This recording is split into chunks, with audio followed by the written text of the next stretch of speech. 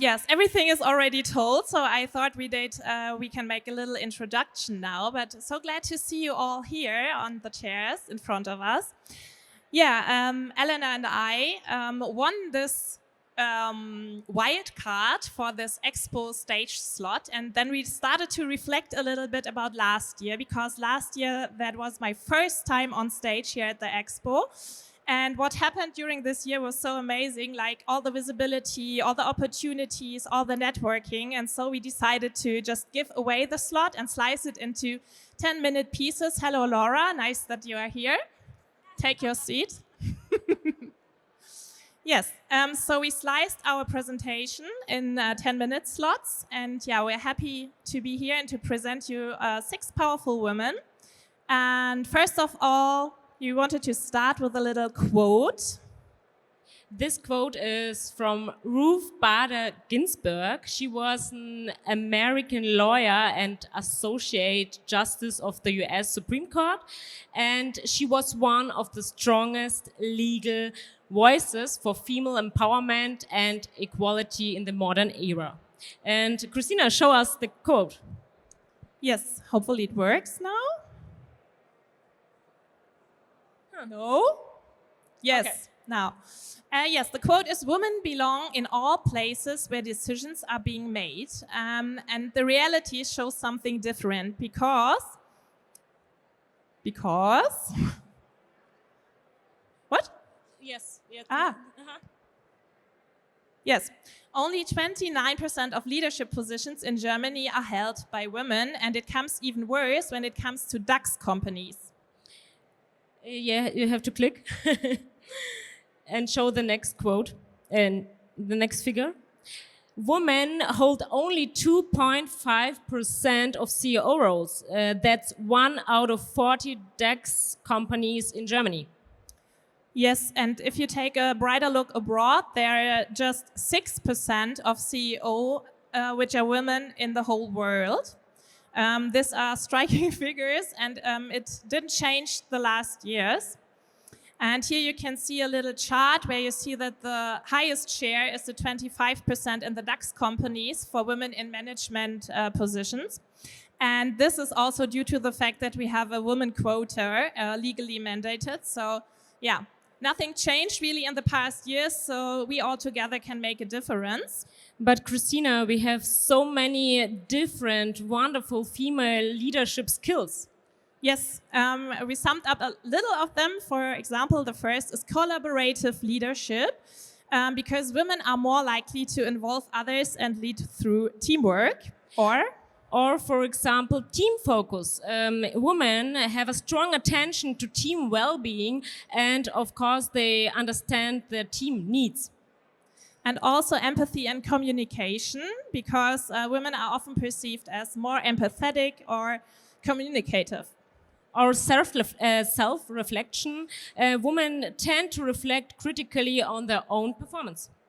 Yes, but that, of course, leads also to some imposter syndrome. Who of you knows imposter syndrome? I do, yes, thank you. Because there's a risk of self-doubt, and this can sometimes lead to underestimating the achievements. But self-doubt does not mean lack of ability. It can be high responsibility, for example. But how can we change that? I think we can change it together, empower together each other, empower one, and you can empower all. Yes, because I think it's like a snowball principle. If you start to empower one woman, maybe she has the experience and she starts to empower another woman, and in the end we empower all. So you can do a start today. And that's why we have some cards for you prepared on your seats. Yes, maybe you found a card, some positive affirmation cards, and if you like them, as we like them, yes, over there, you can take a photo and post them and share the spirit. That would be great. And another positive sign is this expo stage, because here at the expo there are 43% speakers are female, which is a great sign. A big applause for the expo.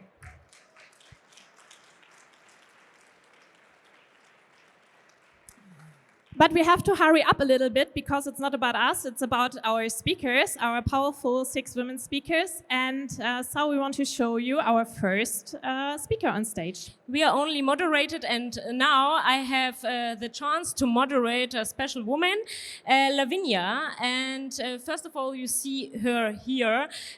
Strong communication is one of the most underestimated leadership skills. Yet it's one of the biggest drivers of trust, alignment, and growth in organization. And Lavinia has made exactly this her mission. She shows how communication can create real impact in companies and beyond. Please welcome Lavinia on stage with a big applause.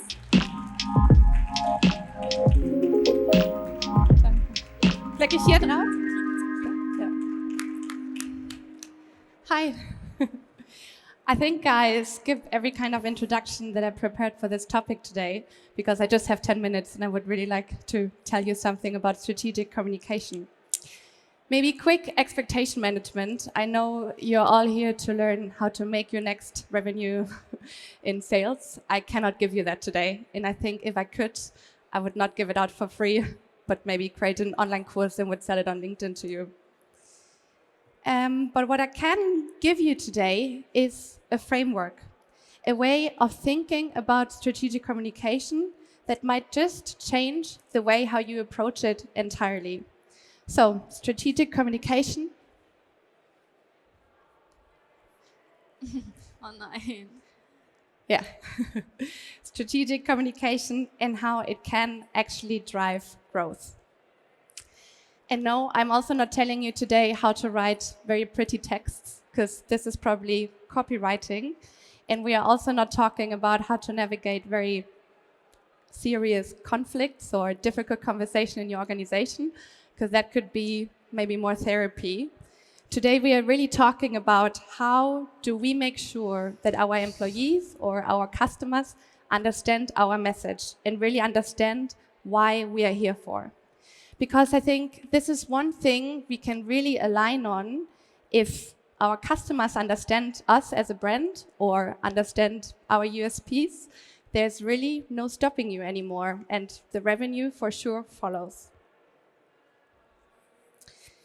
Now you might know a lot of frameworks, how to approach media, how to approach communications.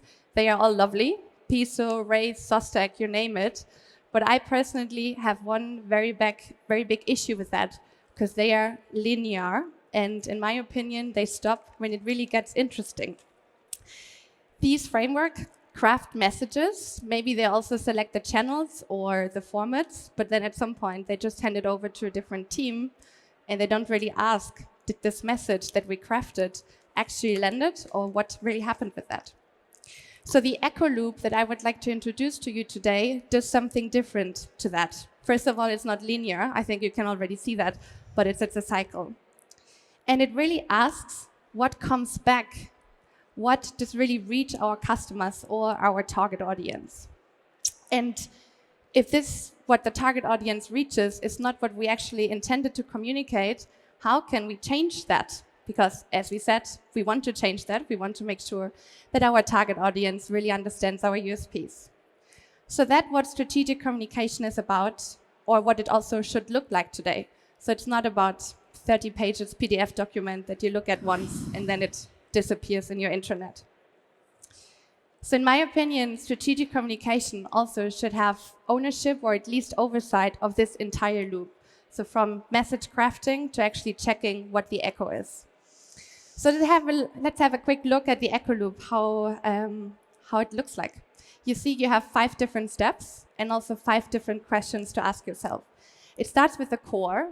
The core is the one message that you want your customers to understand, that should stick. You have the proof. The proof asks, why should anyone believe us, especially among this universe of different brands? You're not alone there anymore. You have a lot of brands to compete against. Then we look at the form, the third stage. How do we package our proof? What kind of formats are we interested in? Then stage number 4 is the push. And this is maybe what a lot of brands or a lot of organizations do differently, because they develop the forms. automatically with the push together.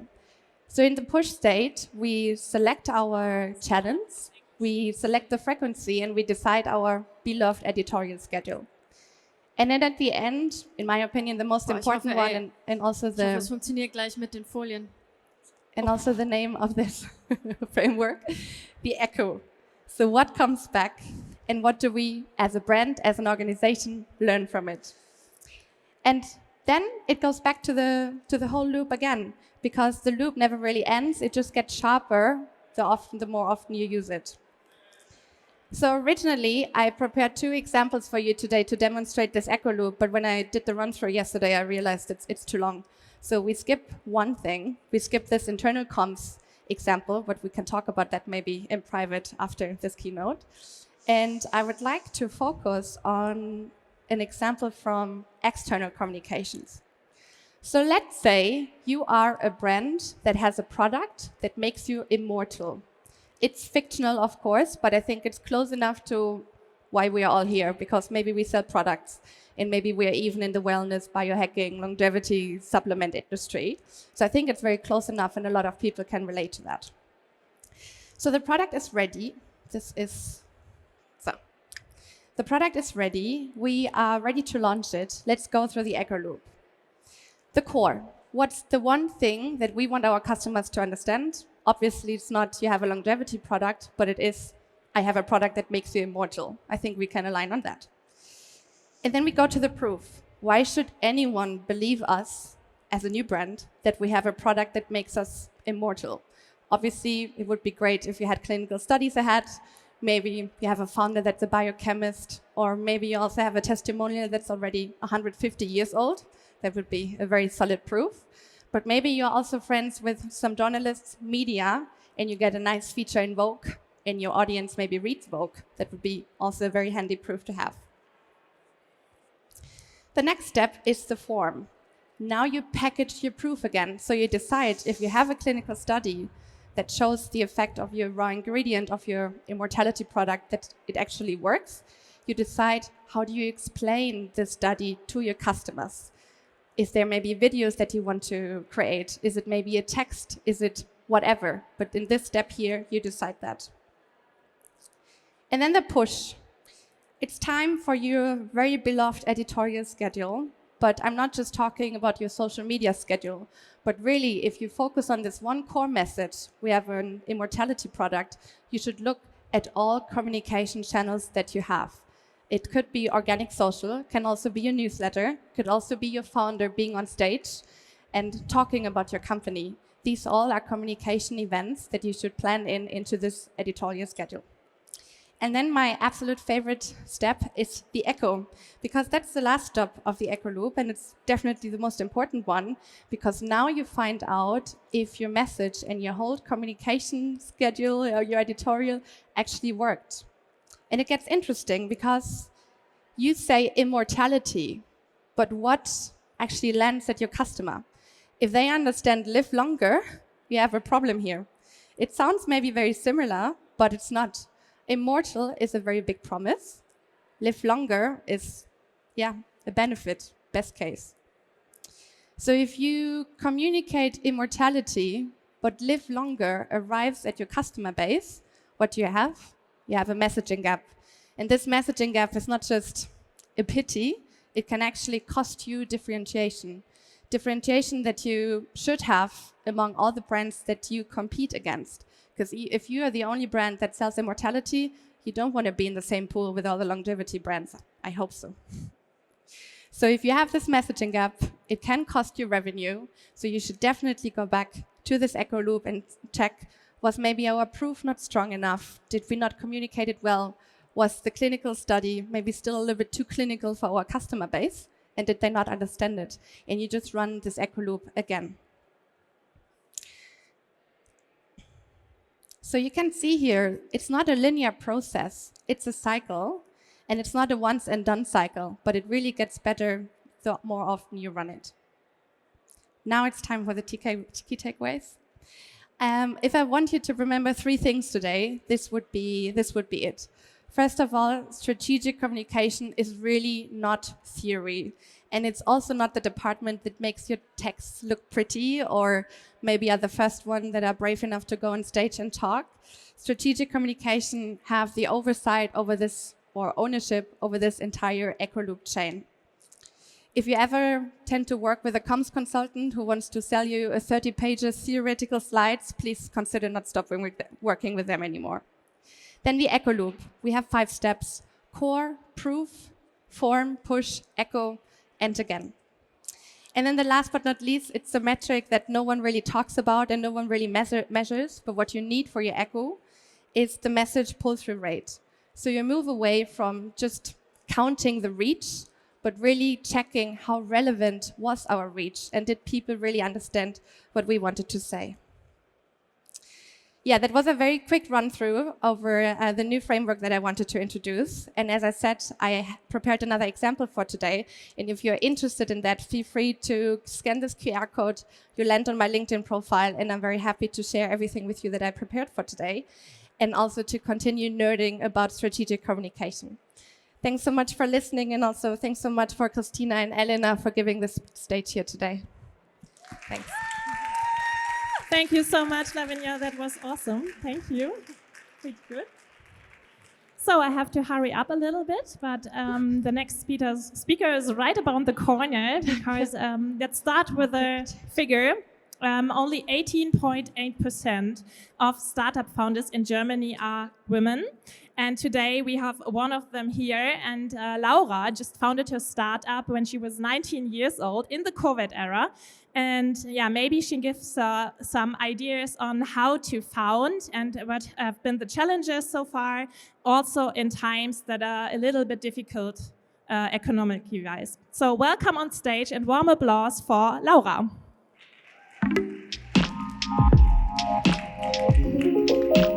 Wo muss ich draufdrücken? Hier? Grün.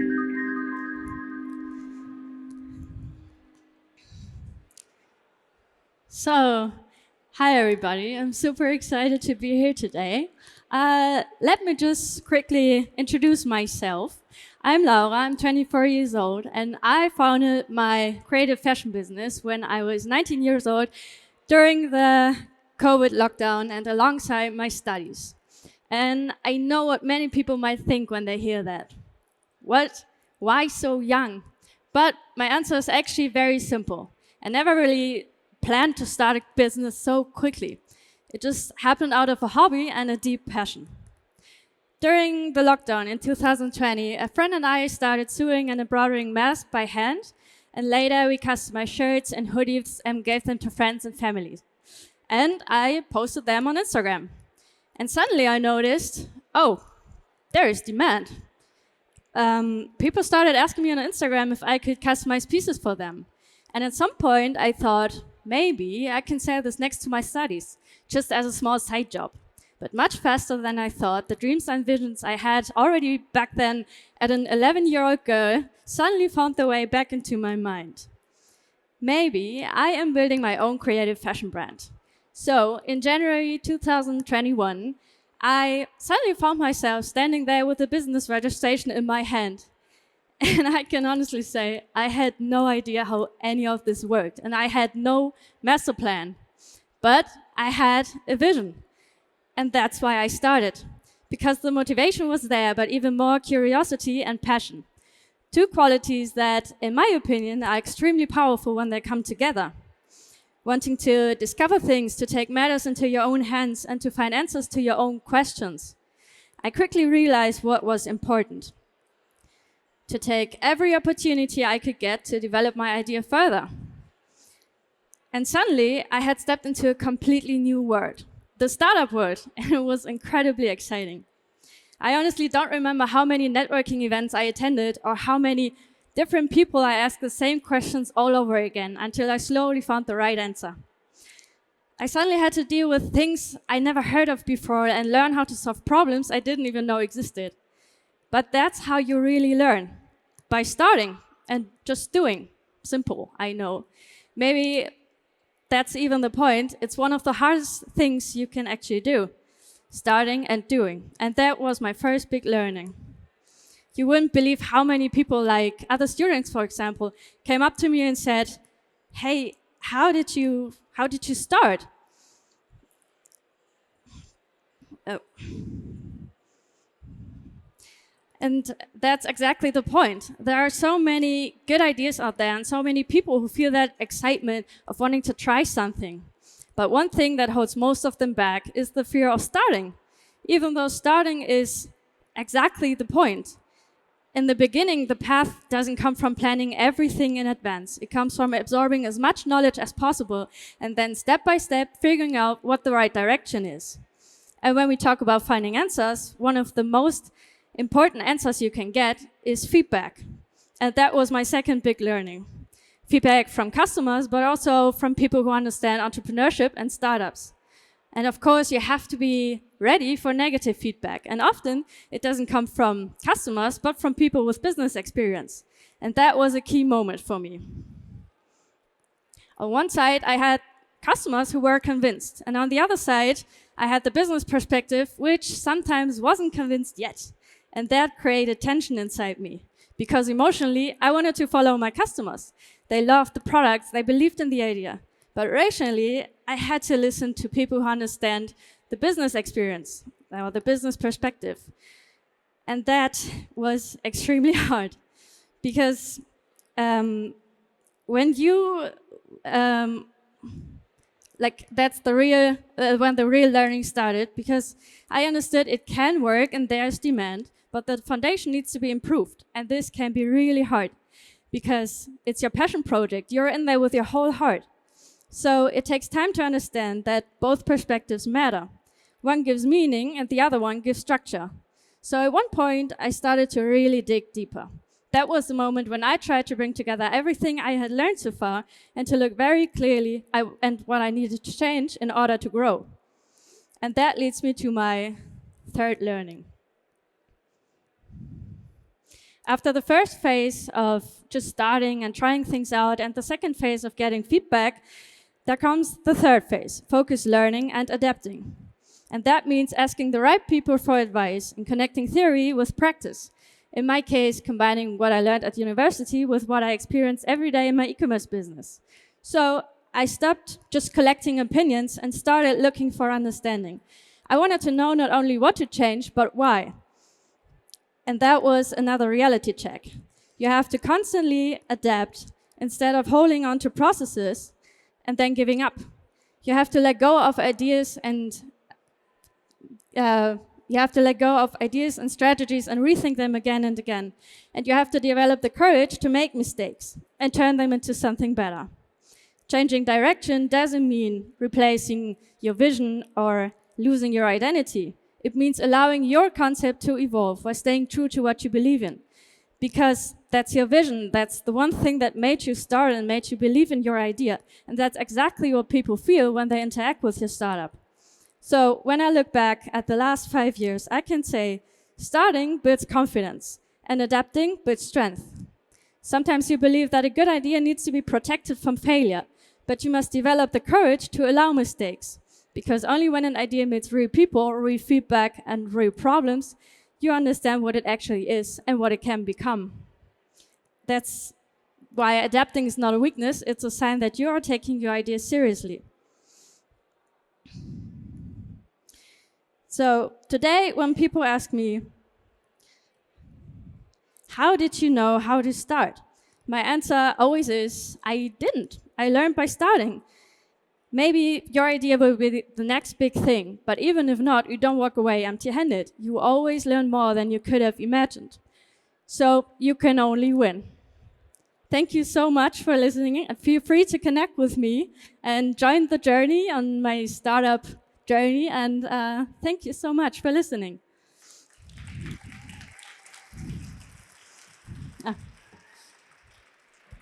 Thank you, Laura. It was amazing. Thank you.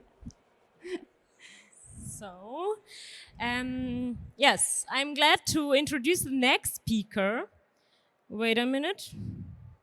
I have to click. Yes, despite the rapid growth of AI, women represented less than a quarter of the global AI workforce. Yes, and Vivian Trebst works exactly for this intersection of law, AI, and digital innovation. She helped companies use new technologies without losing legal clarity. That's why give me a warm welcome for Vivian. Thank you.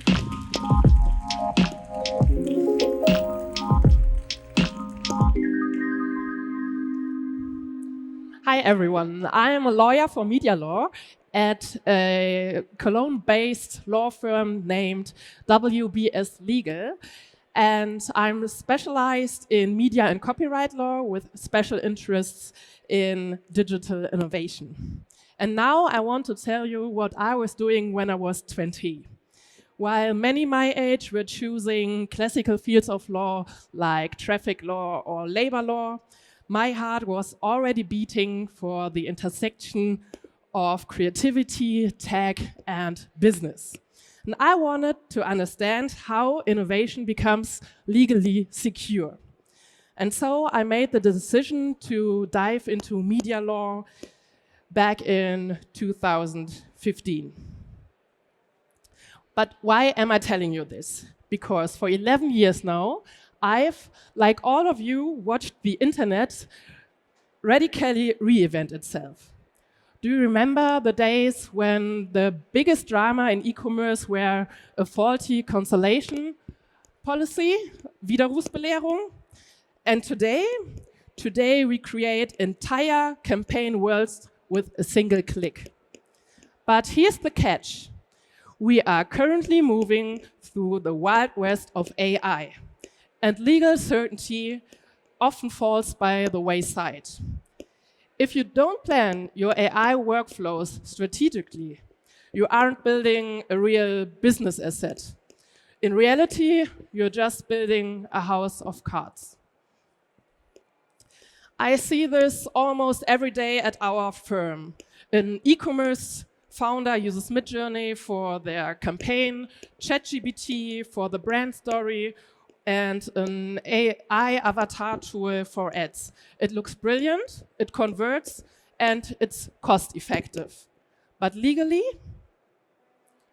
I had a striking case where a founder did exactly that. Then a competitor copied his entire web presence, including all product images and the whole content. To him, the situation was clear, and he hired us to send a cease and desist to the competitor immediately. And I had to tell him the bitter truth. It's unfortunately not as simple as most people assume. And why? Because in German copyright law, we have paragraph 2 Urhebergesetz. Work must be personal intellectual creation. A human must have created it, and AI is not a human. If the output comes 100% from the machine, it is legally ownerless. It belongs to everyone and at the same time to no one. If you only prompt, you don't own, you just borrow. That was a real wake-up call for our client. But it also led to something positive, a complete shift in their strategy. Or consider the following scenario. You put a lot of heart and soul into developing, for example, a virtual brand ambassador, an AI avatar that becomes the face of your brand. The avatar hosts your tutorials, appears on every ad banner, and your customers truly identify with it. Everything is going perfectly until a competitor uses the exact same prompt or simply copies your avatar design to use for their own, perhaps even inferior products. You want to take action based on copyright. But if this avatar just fell out of the AI without you significantly refining it through human creative steps, you have no legal basis for action. Your brand face is suddenly replaceable. This is the moment when an efficient idea turns into a major corporate risk. The good news is, just like with my client, the risk can be eliminated through targeted design steps. And honestly, you want to take these steps anyway, because we don't just protect your ownership, they also protect your brand from a new kind of regulation coming from the European Union. You all have heard of the AI Act. It states very clearly, transparency is mandatory. In the future, AI content must be labeled as such. Imagine this. You launch a highly emotional brand video for your premium product. And right in the middle, there's a big sticker. This video was generated entirely by AI. This is the ultimate branding killer. It feels artificial, a bit like cheap, and it feels interchangeable. But this only applies if AI does most of the work. If you are just a passenger, we need to find a way for you to use the efficiency of AI while maintaining control over the legal and aesthetic considerations. Do you have to get back to the painting brush now? Absolutely not.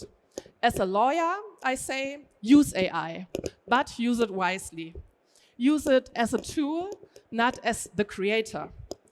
Legal certainty in e-commerce 2026 and the years after doesn't mean saying no to technology. It means controlling the technology in such a way that a protected right is created. I call this legal empowerment. And here are my 2 golden rules for you. First, depth of processing. Use AI output as a raw material. Change it, combine it, add your own elements. It is the human design step that creates copyright protection. One Photoshop layer can be the difference between fair use and property. Second, documentation. Become the director. Document your prompt iterations and, above all, your human adjustments. When it gets serious, we must be able to prove that you were in creative control. This is how you secure your protection. And as a side effect, you avoid the labeling requirement under the AI Act for pure AI content or products, because you've created a hybrid work. I'm standing here because I have a story. My story is my passion for the law protects your passion for your business. I don't want legal restrictions to limit your use of technology. On the contrary, I want you to see regulations as helpful guidelines that we can stick to as we move forward. Knowing and using the law doesn't just have downsides. It offers massive strategic advantages. It builds trust within your community and protects your business sustainably. I understand that the many regulations, especially here in Germany, often feel restrictive. But I and we at WBS.LEGAL try to see it from a different perspective, as an opportunity for clear focus and authentic quality. The client I mentioned at the beginning sees it the same way now. He uses AI more successfully than ever today, but he does it with legal certainty. When you go home tonight, look at your assets. Do they really belong to you, or do they belong to a server in Silicon Valley?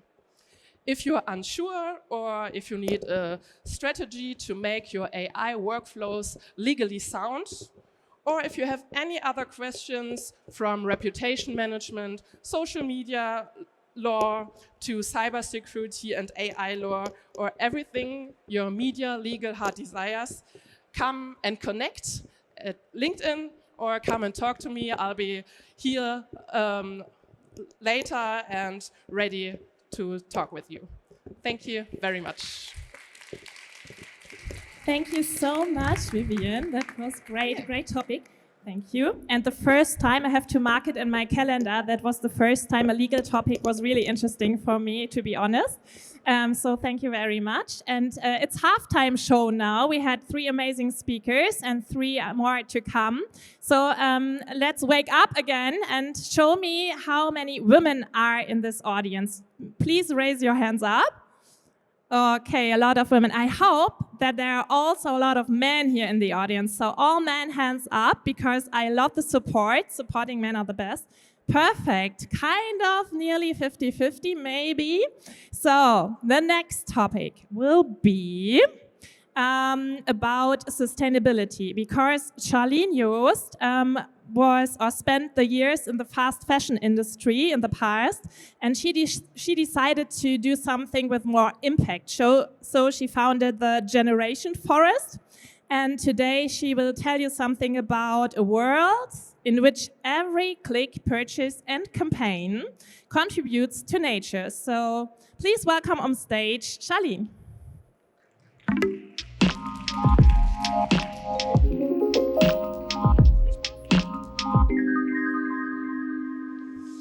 Hi everyone, I'm happy to see you and happy that you're still awake. So, my title is The War of Talents and Why Sustainability is Becoming the Next Big Tech Power Move. How did I come up with this title? Well, what I observe and why we're all here, there is a huge interest in AI and technology and everything that comes with it, right? And that's amazing. It's development, and I love that.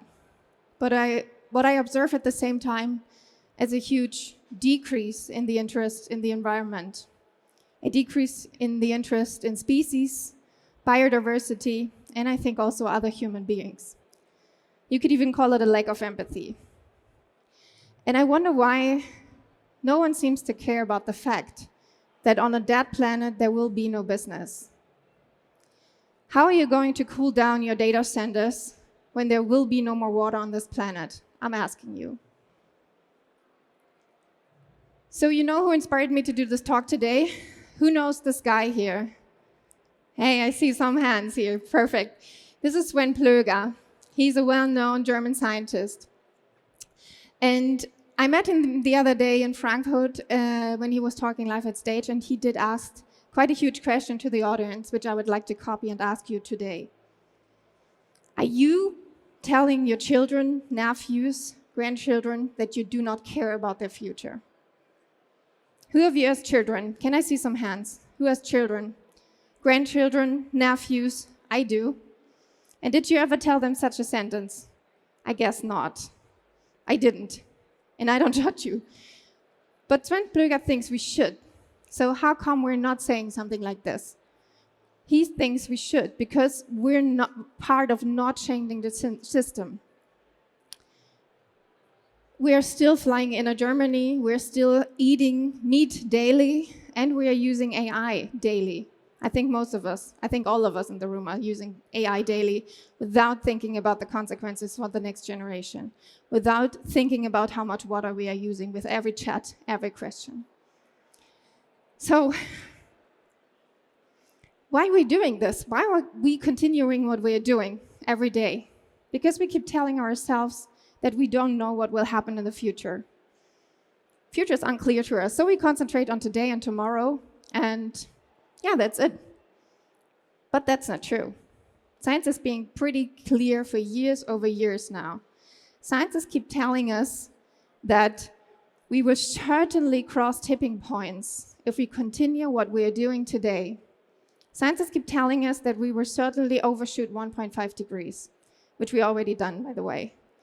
So if we continue like we're doing today, all the forests you know right now, so Borneo, the Amazon, Costa Rica, where you love to fly to, they will all be gone and turn into savannas. We will definitely have more heat waves, more droughts, more storms, and more diseases. And this will cause, and no matter where you're at this planet, this will cause definitely more deaths. And I know this sounds really negative now, but spoiler, there's something you can do. Because forests, the way they are right now, so already decreased, right? They absorb 31% of worldwide CO2 emissions and thus help not to cross tipping points. So that's the reason we, the Generation Forest, you see the logo here, are rebuilding rainforests. And I invite you all to become part of it. So how can you become part of it? We as a cooperative regenerate the rainforest. I already told you that. How can you become part of it, and how are we doing this? I will show you in the next slides now. Sorry, the sound is too late now. So what are we doing? We buy degraded land and plant seedlings there, 3 to 5 different species. And after 8 to 10 years, out of these 3 to 5 species, 35 will arrive, only by nature happening and some maintenance. Nature happening means that monkeys, birds, and winds are carrying new seedlings into our forests because we offer them new habitats. And where do we get the degraded land from? I have to ask another question for that. Why are people burning down the rainforest? Why do they do that? Because they think they can earn money with that. So they burn down the forests, kill the animal out of that, and build cattle farms. Amazing, right? So what if I prove them wrong? What if I show them that they can earn more money by keeping the rainforest, by rebuilding the rainforest, and only taking one tree out after the other, always replacing them with a new seedling? So you will have a cycle of wood, permanent jobs, and a return on investment. They will see that they can earn more money with forests than with cattle. And that brings me to my next slide already. And they will stop burning down the rainforest and work for us. That's what they've done in Panama, because in Panama happened the same thing in the 70s, what's happening in the Amazon right now. So we are cooperating closely with indigenous communities. We are selling above market wages and paying health insurance and social security for the whole family, which is unfortunately not normal in Panama and the whole Latin American region. So how can you become part of it now? You can buy cooperative shares, and each share equals 500 square meters of rainforests, absorbs 1 ton of CO2 yearly, and you will receive a return on investment of 4.5% by creating a biodiverse ecosystem and creating permanent jobs. You can also become part as an organization and have the following advantages. You will reach your climate goals through regeneration of the rainforest. I told you that already. You can reach triple impact along ESG, which is really good. You can do that in your climate report. You will save yourself a price of CO2, and you will have a return on investment. And now comes the best part about it. You will be an attractive employer because we have a war of talents. You all know the problem about finding good and talented people and also keeping them, right? So companies must offer more than just salary. They must offer purpose and value. So how are we going to meet the needs of the next generation? Who's the next generation? Gen Z. And Deloitte found out that 2/3 of Gen Z would avoid employers that harm the environment. And I don't know what you're all doing here, but I think 95% of all our businesses are probably harming the environment. They say that growth and well-being matter more than payment. They say that they want to act and be part of changing this system rather than just be a side observer. So help them with it. Make sustainability tangible and make it part of your business. Take responsibility and make your brand more attractive to customers and to your customers and your employees. You could link your business success to forest growth. You could, for instance, use the number of trees planted and make your success measurable by this. You could link sales and campaigns to it. And you can visualize, because I know you all can do that, you could visualize all this by real-time data. Think about it. So what you could also do is include gamification elements to motivate your employees and reward your customers. So what I'm asking you is to use your power and make sustainability tangible and make it part of your business. So my key messages also. First, young talents choose purpose over salary. Second, you can use sustainability as a strategic competitive advantage. You can use your power and make impact tangible. You can use forest growth as a metric to measure success, and you can strengthen relationships to customers and to motivate your employees through gamification.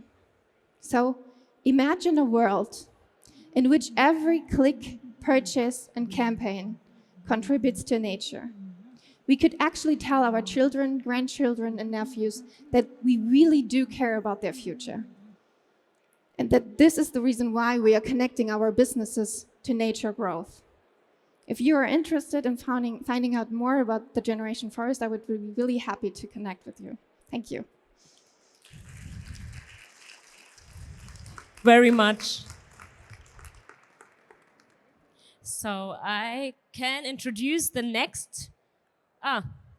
Sorry, the clicker. I can introduce the next speaker. Worldwide, only 15% of tech startup founders are women, highlighting a significant gender gap in the tech ecosystem. And in fashion e-commerce, SAIZ is still one of the biggest reasons for frustration, returns, and lost trust. And Marita is changing exactly that. As the co-founder and CEO of SAIZ, she uses AI to rethink fit, sizing, and customer experiences. And that's why she'll show us why getting size right can fundamentally change the future of e-commerce. Yes, a warm applause, a big applause for Marita and her keynote.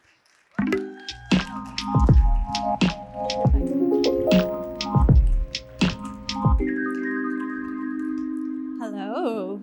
Thank you very much for the introduction. It's great to be here.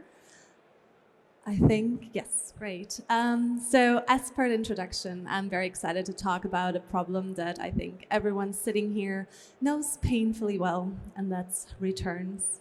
More specifically, sizing and fit related. And I think whether or not you are working in fashion e-commerce, you probably have experience at one point or another. It's quite annoying. And in fashion e-commerce, so if that sounds familiar to you, it's usually around the fact you're happy about the conversion, and then that moment when returns hit, it's just wonderful because it's really eating away at the margin. And for everyone who's not in e-commerce, don't worry, I'm gonna not bore you with any stats too much, but essentially 50%, especially in Germany, are returns in fashion e-commerce, so it's a lot, out of which 70% are sizing and fit related. So taking that all in, and at the end of the day, what I invite you to talk about or listen to today is that sizing and fit is nothing that's just a UI or UX issue. It's something that's structurally a bit of a shift that's required. Now, if you're thinking, well, why is she talking about this? So essentially, my co-founder and I, we come from the brand experience. So before building the tech, we actually had that when we scaled our own brand. So really coming from the operations pain and not just from a widget idea at the end of the day. We've now really been obsessed with solving this for almost 10 years. And at this point in time, are proud to work with some of the most forward-thinking and largest brands.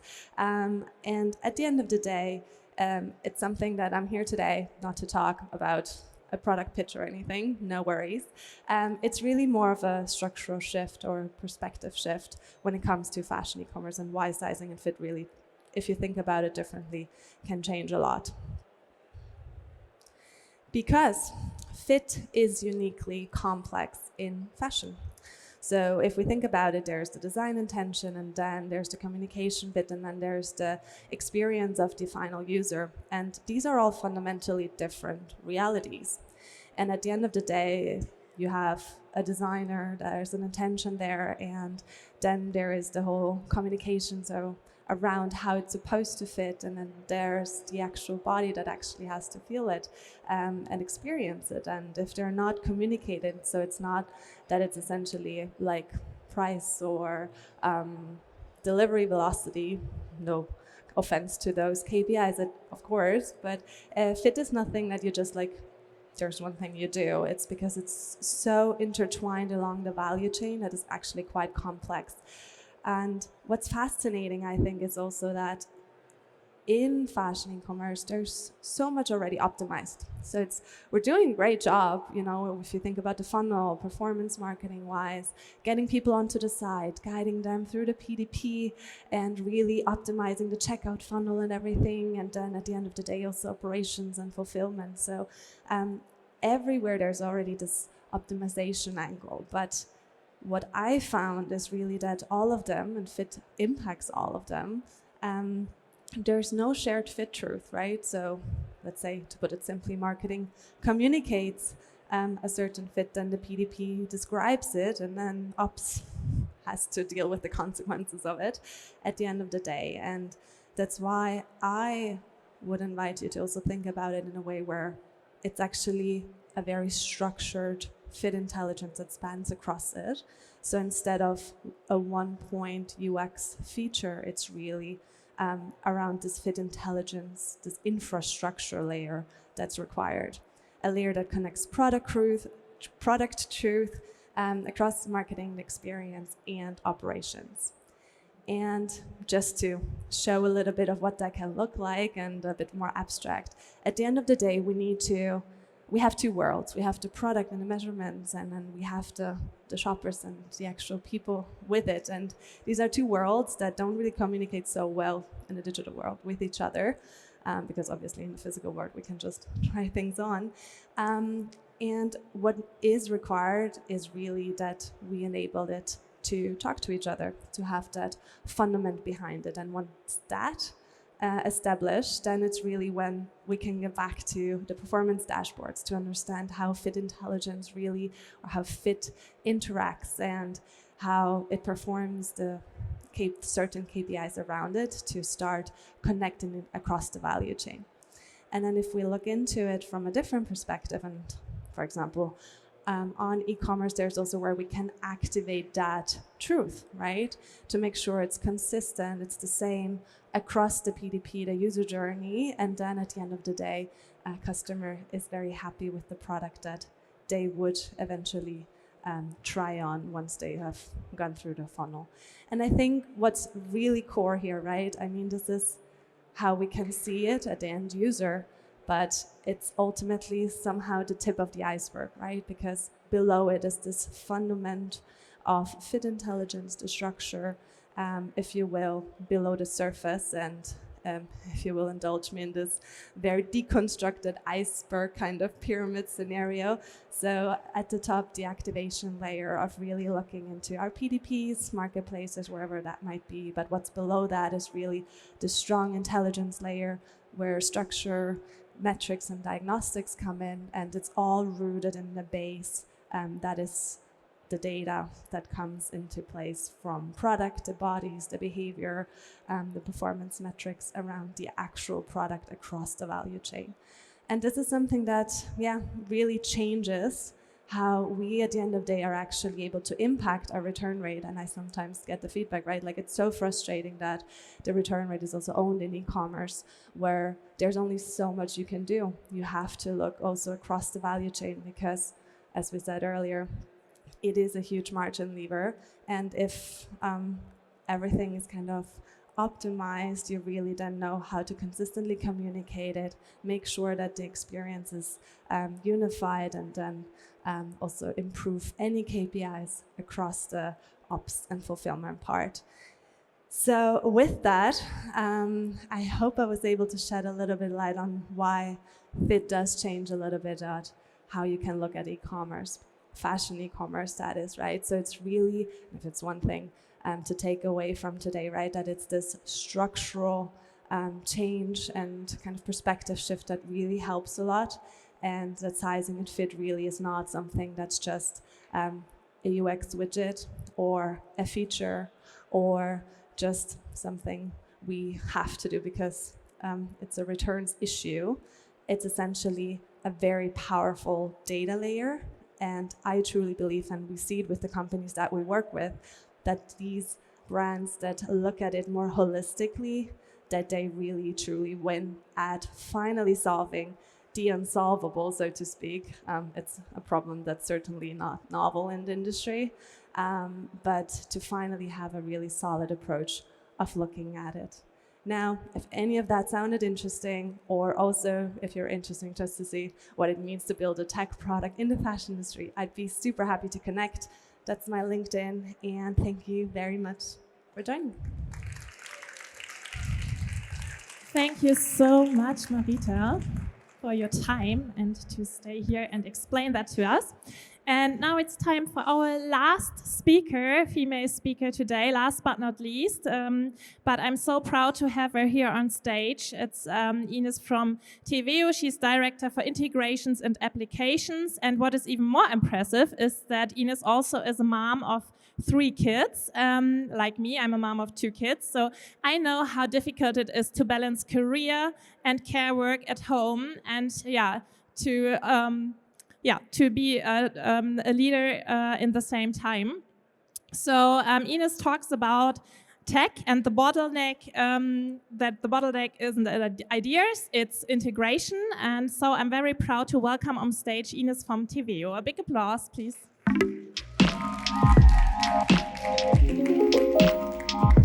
Thank you.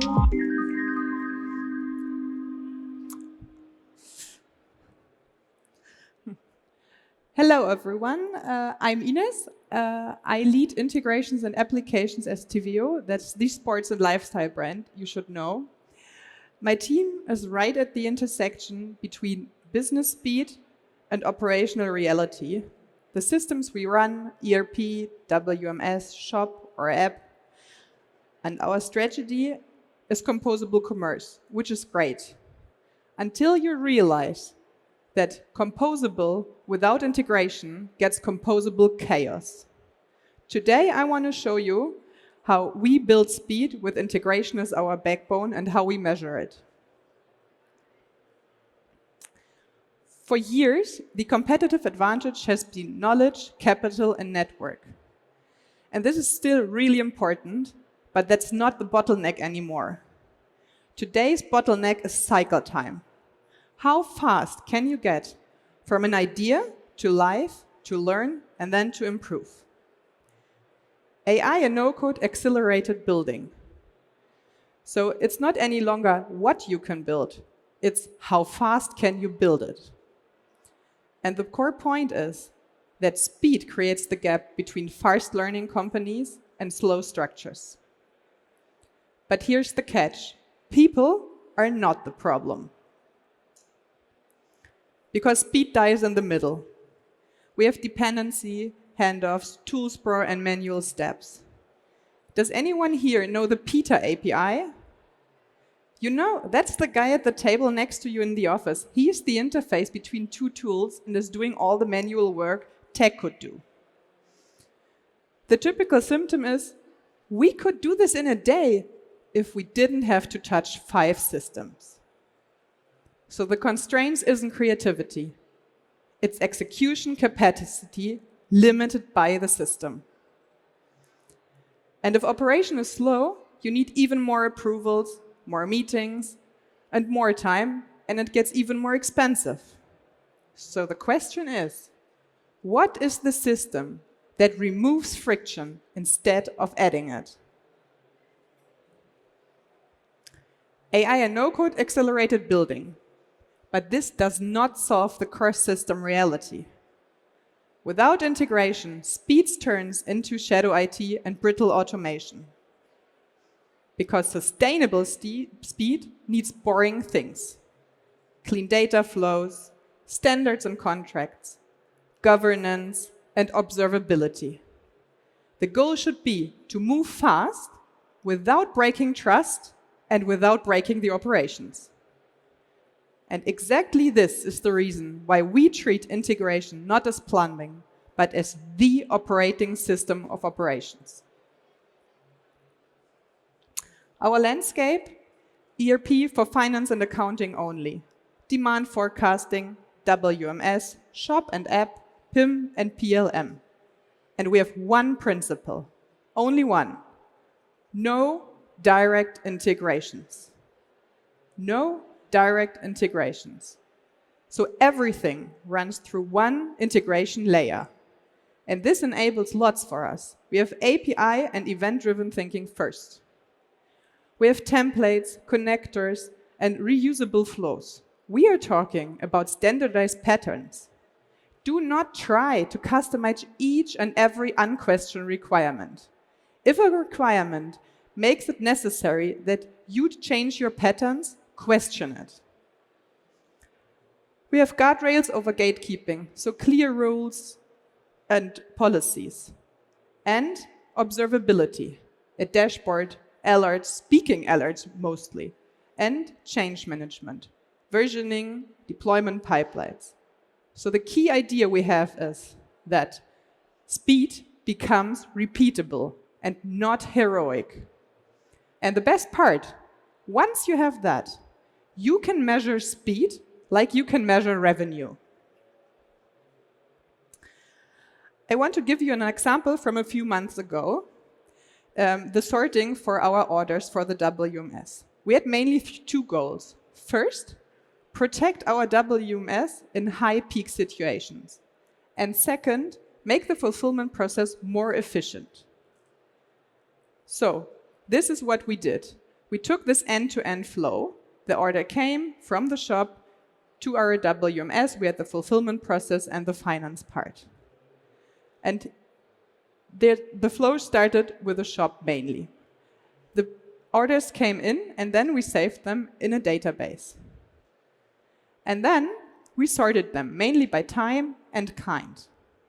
And once we did that, we asked the WMS, do you need more now? And if the orders from a special kind dropped below a limit, they said, yes, we do, and we sent the next batch, mainly between 1,000 and 3,000 orders. So what we had is a real clear process, which took us not much time to implement because the tech side or development side was not even a day. What took the time was getting the requirements clear from the logistics part. What does efficient mean? What size could the batches mean? What's the limits? So this is what took the time.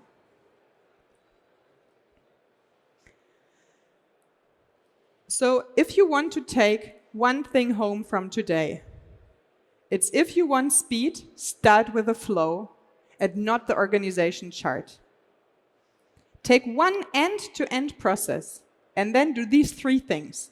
First, agree on rules. What data must be correct? Second, add visibility. One dashboard, clear alerts. And third, set targets. How fast do you want to be? How fast do you want to recover if something went wrong? Because this is exactly how you make speed a managed skill and not heroic work. So the real question is not, how fast can you build? The real question is, how fast can you get from an idea into validated learning without increasing risk? If you want speed, do not create features. Create flow with integrations and operations as your backbone. Because speed is a system. And if speed is a system, integration is right where you start. Thank you very much. Thank you very much, Inez. You're welcome. For being our last speaker here on stage, on the female stage. Thank you. Yeah, let us invite all the female speakers on stage now, because that's it today with our female stage. Already over. It's a pity. Thank you for your attention, for your time, that you are here. And we also have time to answer all the questions if you got one. But one thing I wanted to say, as a thing that you can take home with you, because as we stand here all together, we have the power to shape a new world, and we have the power to make space for women. So the future is not just female, but it's ours together. So we have the possibility to change something, to make space, and to also open the stages for more women today. So thank you for being here and for listening to all of these fabulous women. And maybe there's time for questions left. I don't know.